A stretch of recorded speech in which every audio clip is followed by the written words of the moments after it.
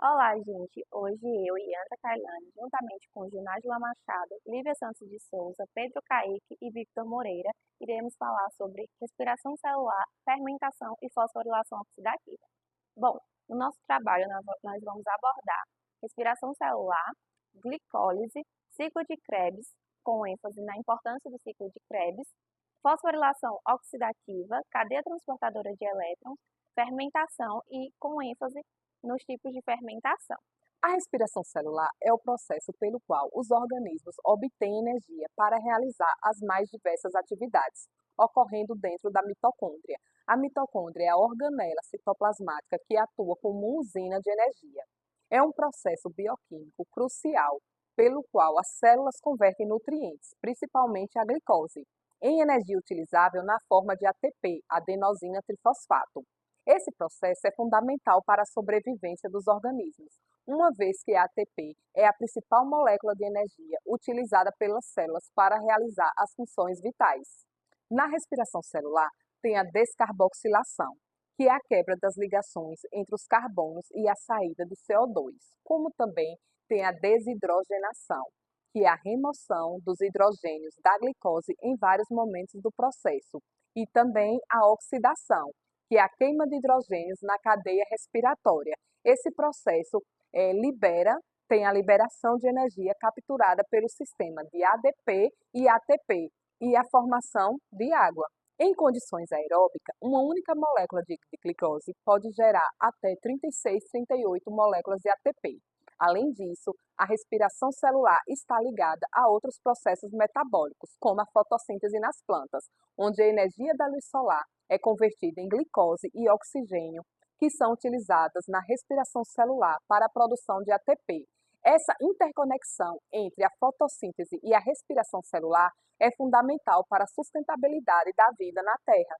O ciclo de Krebs, também conhecido como ciclo de ácido cítrico, é uma série de reações bioquímicas essenciais no metabolismo celular, convertendo carboidratos, proteínas e gorduras em energia na forma de ATP. O ciclo ocorre nas mitocôndrias, gerando também moléculas precursoras para vários biosintéticos, sendo vital para a respiração celular aeróbica. A fosforilação oxidativa é o processo final e o mais eficiente na geração de ATP na respiração celular, ocorrendo na membrana interna da mitocôndria.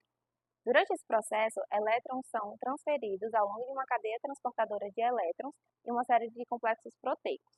A energia liberada por esses elétrons transferidos é usada para bombear prótons, que são os H+, para um espaço intermembranar, criando um gradiente eletroquímico.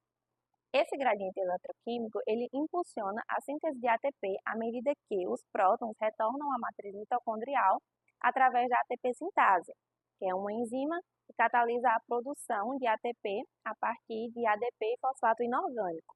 A fosforilação oxidativa ela depende do oxigênio como aceptor final de elétrons, formando água como subproduto.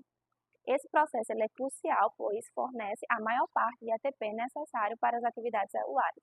Muitas reações químicas das que a gente estuda liberam energia em forma de calor. Só que isso não é uma coisa muito interessante para as células. Então, para resolver isso, elas criam um gradiente de prótons e geram energia em forma de ATP através da ATP sintase. E esse gradiente protônico é formado através da cadeia transportadora de elétrons e é criado na membrana mitocondrial junto com o citrocromo C e a coenzima Q.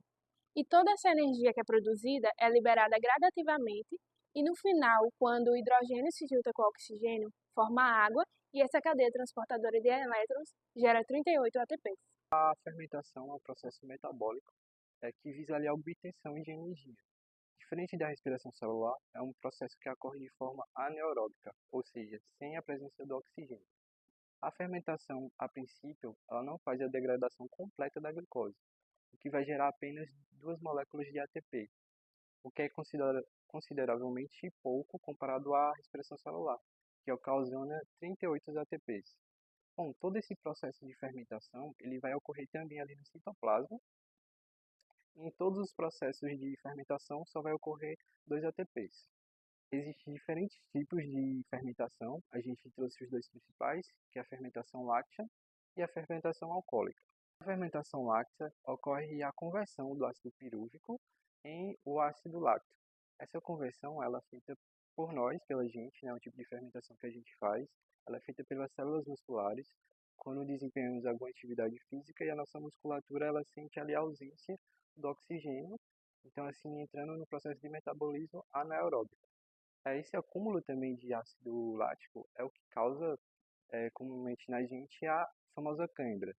Além das células musculares, existe um grupo de bactérias chamado lactobacillus que fazem essa conversão também do ácido lático, do ácido pirúvico em ácido lático. Essas leveduras elas são bastante utilizadas na produção de laticínios, que são derivados do leite, né? Como o iogurte, como o queijo, entre outros. A fermentação alcoólica ela ocorre na conversão do ácido pirúvico em etanol e dióxido de carbono, o CO2. Quem é responsável por fazer essa conversão são as leveduras, que são fungos unicelulares, que a gente conhece como fermento biológico. Essas leveduras elas são utilizadas ali na produção de bebidas alcoólicas em geral e também em panificações, como a produção de pão, de bolo. Essas leveduras elas são responsáveis, inclusive, para o crescimento da massa, né? O crescimento do pão, o crescimento do bolo, entre outros. Então a gente nota aí a importância econômica desse tipo de fermentação. Para concluir, eu vou recapitular alguns pontos importantes que foram discutidos durante a nossa apresentação.